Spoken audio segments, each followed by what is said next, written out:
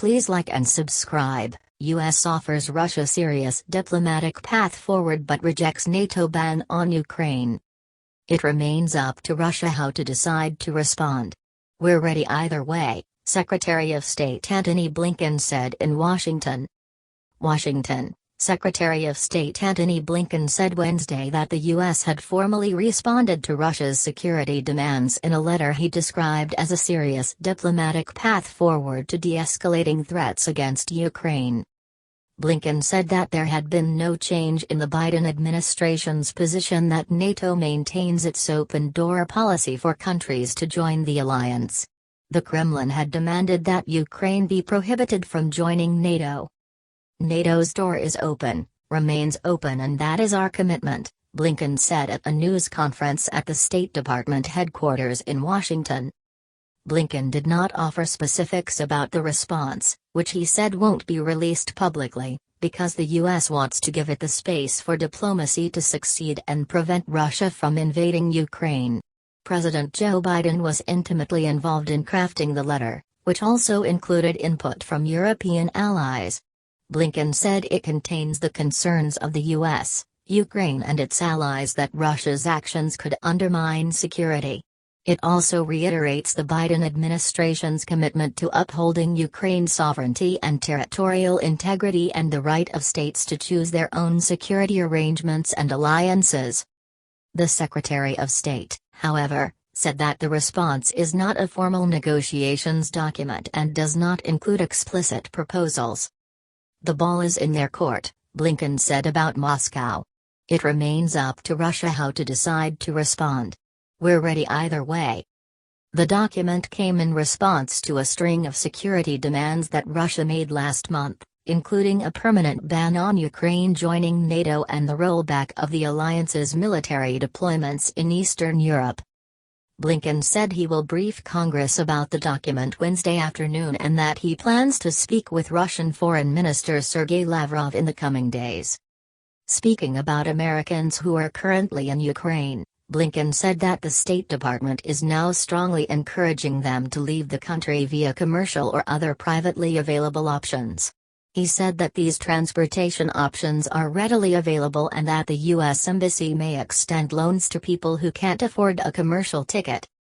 Blinken warned that the State Department tries to provide consular services wherever possible, but said Russian military action would severely impact our ability to perform that work. If Russia invades, civilians, including Americans still in Ukraine, could be caught in a conflict zone between combatant forces. The U.S. government may not be in a position to aid individuals in these circumstances, he said. Before Blinken's remarks Wednesday, Russia warned it would take retaliatory measures if its demands are not met and dismissed new Western threats of sanctions as the Kremlin showed no signs of backing down in the standoff over Ukraine. While Moscow has deployed more forces to its neighbor's frontier and held new military drills, the U.S. is stepping up efforts to support European allies and counter the Russian threats. Biden said he would consider personal sanctions against Russian President Vladimir Putin. Washington worked to help shield Europe from a potential energy crisis, and a U.S. plane carrying military equipment and munitions landed in Kiev on Tuesday. Russia has repeatedly denied planning to invade Ukraine and has blamed the West for stoking tensions.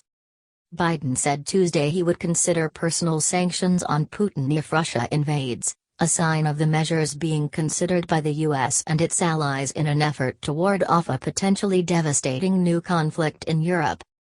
Such sanctions would not hurt Putin but would be politically destructive, Kremlin spokesperson Dmitry Peskov said Wednesday after Britain signaled it would also not rule them out. Russia has amassed over 100,000 troops near its shared border with Ukraine and in Belarus, where it deployed fighter jets on Wednesday ahead of joint drills next month. The buildup of forces has sparked fears of an imminent invasion that could come from multiple fronts.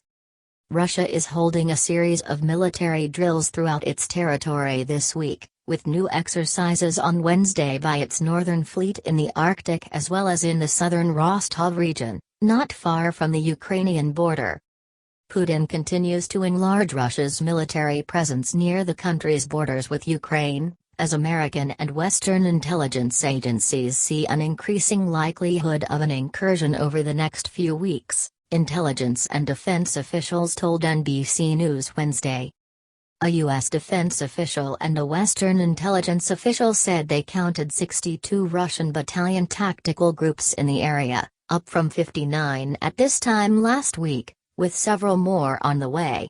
Russian forces conducting exercises in Belarus are also in a position to join any military action. The fresh Russian activity, being watched warily across the West, came just days after NATO announced it would place forces on standby and reinforce Eastern Europe with more ships and fighter jets.